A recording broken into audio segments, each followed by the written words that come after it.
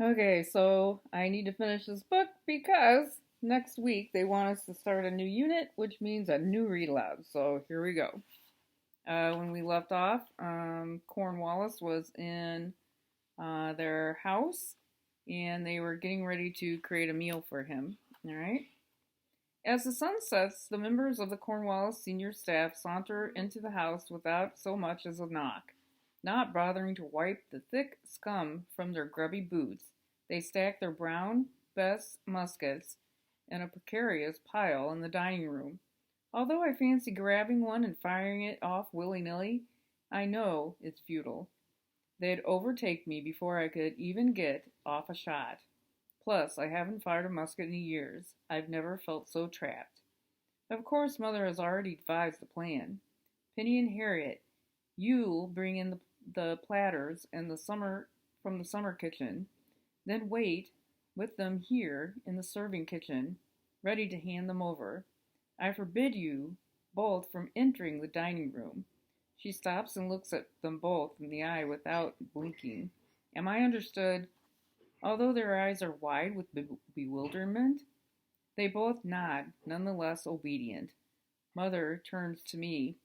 Susanna, you shall serve dinner, and I shall assist you, but no one else. Unless Cornwallis sees our servants, the safer they will be. We don't want him getting any notions of taking them for himself. The poor Harrison suffered enough losses for all of us. With the shaking hands, I carry an enormous platter of steaming roast pork into the dining room. For the first time in years, Mother's fine damask tablecloth covers our mahogany table, and her crystal chandelier is ablaze with candles melting in the oppressive heat. I woefully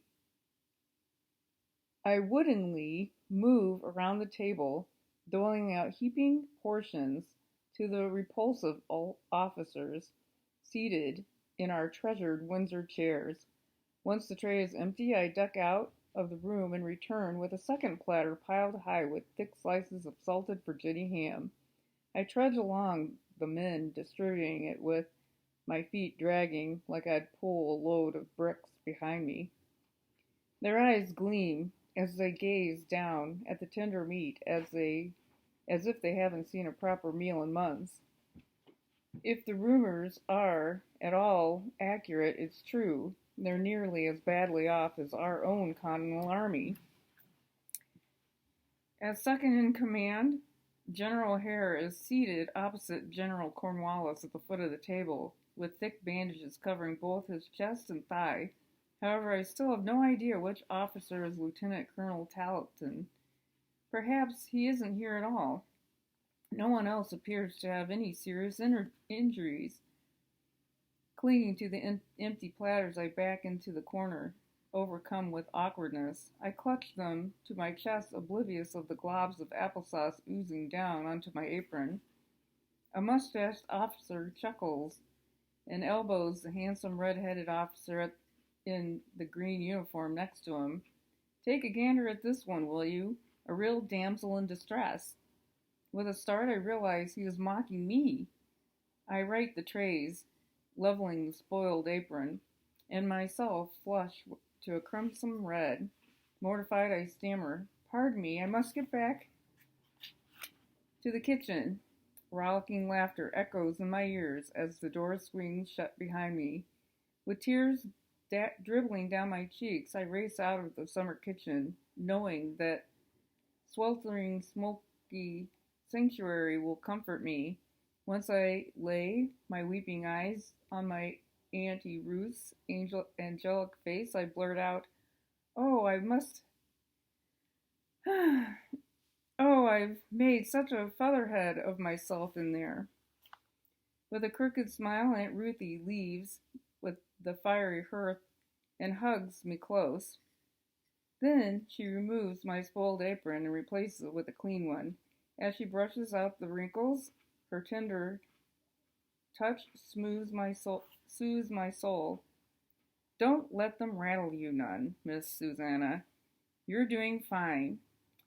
She hands me 2 heaping baskets of warm cornbread drizzled with honey and pats my shoulders. You bring this in there, and you act like ain't nothing happened. You go on now, you hear? That's all there is to it. I nod, blinking back tears. The cornbread's heavenly aroma makes my stomach growl, but for now I must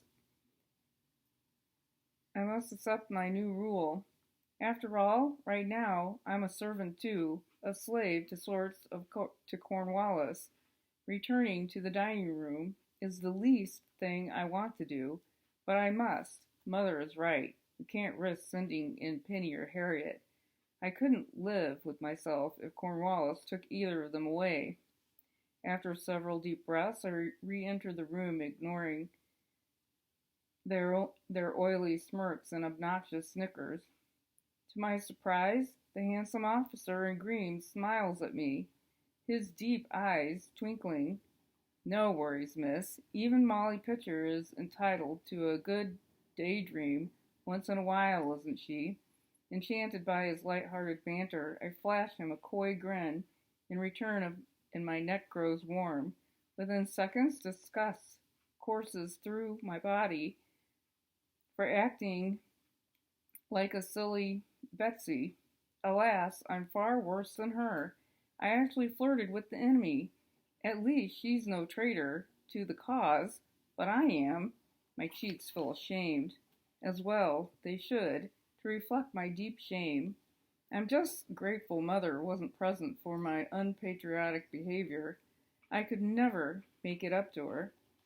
I place the baskets on the table and duck out of the room. I certainly didn't expect any kindness, let alone charm, from a single redcoat. They're supposed to be cruel, heartless, even, like that infamous brute Tarleton, also known as Bloody Ben? After taking a deep breath, I return, with Mother ferrying a succession of serving bowls brimming over with yams, carrots, creamed corn. I do not want, I must. I have no choice. Upon serving himself a heaping portion of yams, Cornwallis clears his throat and stands to face his officers, with Mother's treasured goblet in his hand. Bless this great bounty before us, and the fine hospitality we have received from Lady Bowling. We ask God to guide us tomorrow morning as we embark upon our most important mission of all. He raised his glass in a toast. God save the King. The officers slammed the cherished glasses together, shouting in unison, God save the King.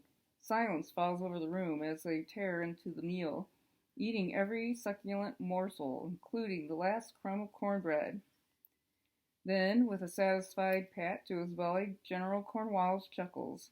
After this delicious meal, I'm tempted to take their kitchen slaves along with us. I stifle a scream just as it rises from my throat. Those yams were the finest I've had yet in our colonies, even better than North Carolina. Mother and I exchanged dark looks before she departed the room. He's quite mistaken, but it has nothing to do with Auntie Ruth's delectable yams. The truth of the matter is that the colonies of which he speaks no longer exist and haven't since July 4th, 1776. Furthermore, he is an uncivilized brute, leading the infiltration of the southern states in the sovereign country of America. Taking pains to keep my face blank, I gather up several empty glass pitchers. Although I don't know what General Cornwallis meant by their most important mission, it certainly sounded ominous. Surely they've had many objectives of far greater significance than traipsing towards rural central Virginia. The battles of Charleston, Cowpens, Kings Mountain, and Guilford Courthouse were just a few that crossed my mind. Around the table, failing to notice the displaced butt of the brown Bess that had slid off the pile. Before I know what's happening, I've tripped and fallen to the floor, smashing the pictures beneath me. Pushing myself onto my elbow, I look down and gasp. My smarting palms and crisscrossed with ruby red scratches, pooling blood. Right away, the mustached officer ridicules me, his voice dripping with sarcasm. Alas, Molly Pitcher has no more pictures. What a pity. So now she must be Molly. Molly with no pictures. The others cackle with guttural guffaws echoing off the blank walls. However, I am heartened to notice there is one exception to this loathing lot. The handsome officer in green. Putting aside his napkin, he stands, revealing his muscular build, and offers me his left hand with a gallant flourish. However, in a flash, I understand why he is unable to offer his right. As well, it's encased in a thick wad of bandages. So he is the infamous Tarleton. Too shocked to hide my horror, I recoil back from his extended hand. After several awkward attempts to regain my balance, I finally scuttle to my feet. My cheeks feel ashamed. They must appear scarlet. Drat! I should have known from the start. After all, he and his villainous dragoons are notorious for the distinctive green uniforms. Then I trot out of the room, with their jeers ringing in my ears. Alright, I'm going to stop there. And we'll see what happens tomorrow.